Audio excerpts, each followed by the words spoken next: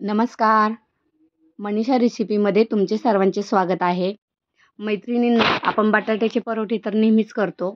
अगदी हेही त्याच पद्धतीने आपण बनवणार आहोत. फक्त यामध्ये आपण एक मेथी आणि कोथिंबीर ॲड केलेली आहे. कारण लहान मुलांना नुसते मेथीचे परोठे खायचे म्हटलं का जीवावर येतात. त्यांना आवडत नाही ती टेस्ट. तर त्यासाठी आपण हे मिक्स बनवलेलं आहे. तर पाहू शकता तुम्ही अगदी खूप अप्रतिम चवीचे असे हे परोठे होतात. तर त्यासाठी आपण 3 ते 4 चमचे मी गव्हाचं पीठ घेतलंय आणि त्यामध्ये 1 चमचा आपण अ, असा ओवा हातावर कुस्करून घालूया. म्हणजे त्याची जी ओव्याचा जो खमंग आहे तो त्या पिठाला छान लागतो आणि यावरती कलर येण्यासाठी अगदी अर्धा चमचा मी हळद पूड घातलेली आहे.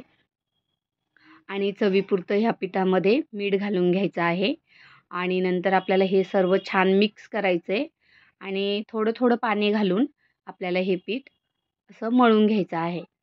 तर मी नेहमी असं वाडग्यामध्येच पीठ मळते. परातीत एवढा मोठा खूप पसारा होतो आणि मला सवयही झालेली आहे. तुम्ही तुमच्या सोयीनुसार ते मळून घेत जा. पण आता हे असं छान घट्टसर पीठ भिजवायचं आहे आपल्याला आणि त्यानंतर पटकन मळून होतं हे असं पाहू शकता तुम्ही. किती 5 मिनिटात माझं पीठ मळून पण झालं आणि आता ह्याला छान आपल्याला थोडं चांगलं असं मळून घ्यायचं आहे. जितकं छान आपण त्याला मेहनत करून मळू, तितकं छान ते पीठ तयार होतं. आता यावर आपण थोडंसं तेलाचं मोहन लावून घेतलेलं आहे आणि आता आपण हे तेलाने थोडंसं मऊ करून घेऊया. त्याच्यानंतर छान हे पीठ मऊ झाले, की आपल्याला 15 ते 20 मिनिटं हे असंच सेट करायला ठेवायचं आहे. तोपर्यंत ते छान भिजले, की नंतर आपण त्याचे परोठे करणार आहोत. तोपर्यंत आपण परोठ्यांसाठी बटाट्याच्या भाजीची तयारी करून घेऊया. तर मी बटाटे उकडून ठेवलेले आहेत. तोपर्यंत कुकरही थंड होतोय माझा. माझं पीठ मळेपर्यंत बटाटे थंड झालेले आहे. आता मी सर्व बटाटे पहिले सोलून घेते आणि मग त्यानंतर आपण त्याच्यामध्ये कसं मेथी आणि ते वापर केला आहे तेही मी तुम्हाला दाखवते. 4-5 बटाटे घेतले आहे. याच्यामध्ये तुमचे 9 ते 10 परोठे होतात आणि खूप छान होतात हे परोठे. तर थोडीशी आपल्याला कोथिंबीर वापरायची याला आणि थोडीशी आपल्याला मेथी वापरायची आहे.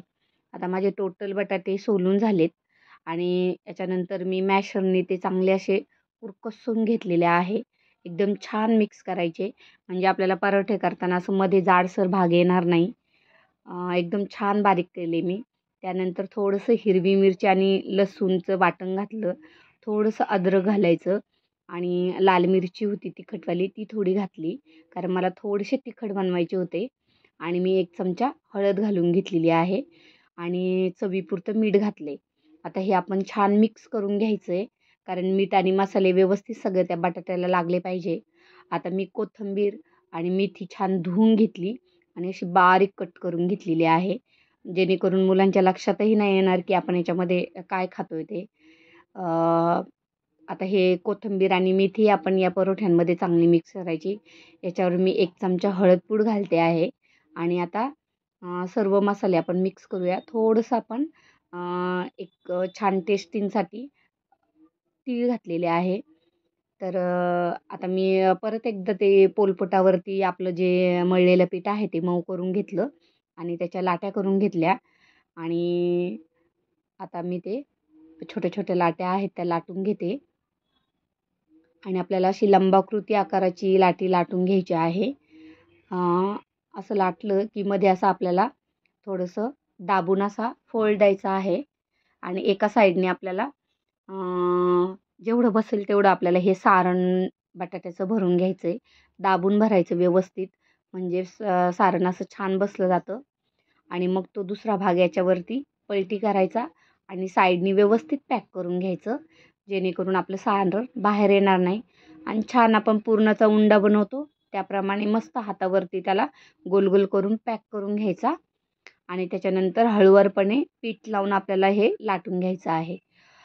पिठाने आपल्याला पोलपाटाला तो चिकटणारही नाही आणि बघू शकता तुम्ही बटाटा छान मॅश केल्यामुळं लाटताना तो कुठं बाहेर येत नाही किंवा असं पोलपाटाला वगैरे चिकटही होत नाही आहे आणि आपण भरपूर सारण भरलेलं आहे त्यामध्ये.